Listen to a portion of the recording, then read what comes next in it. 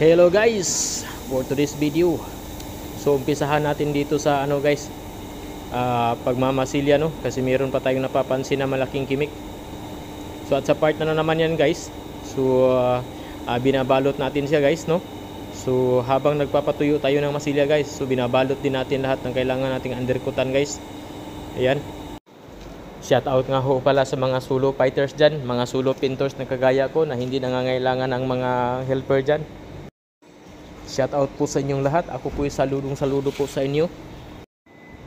So balik po tayo sa ating video So kailangan po nating balutin talaga ang lahat ng pwedeng matamaan kasi itim po ang ititira natin dyan.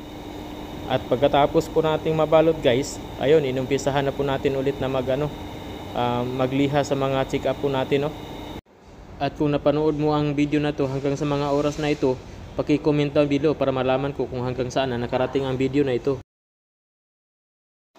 So guys, tayo lang po ang gumagawa Tayo lang po ang gumagawa at nagliliha sa lahat ng yan So saludo talaga ako sa lahat ng manggagawa dyan na nag-iisa lang at hindi na kumukuha ng iba pang mga helper So tayo lang po. So kailangan din nating ilipat yung ating yung ating stand ng video natin kasi wala din po tayong videographer kasi tayo ho ay nagsisimula pa lamang sa pagbablog.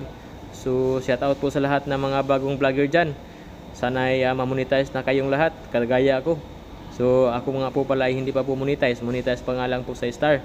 So shout out sa lahat dyan. Sana mag-follow kayo after nyo mapanood ang video na ito guys.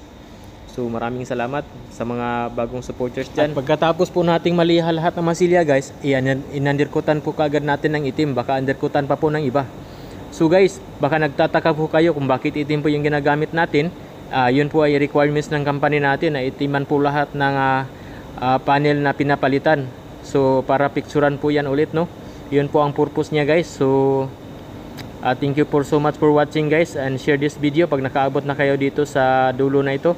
Kasi dito lang ho ito magtatapos guys kasi masyado pong mahaba kapag ipagpapatuloy po natin hanggang sa matapos tayong magpintura.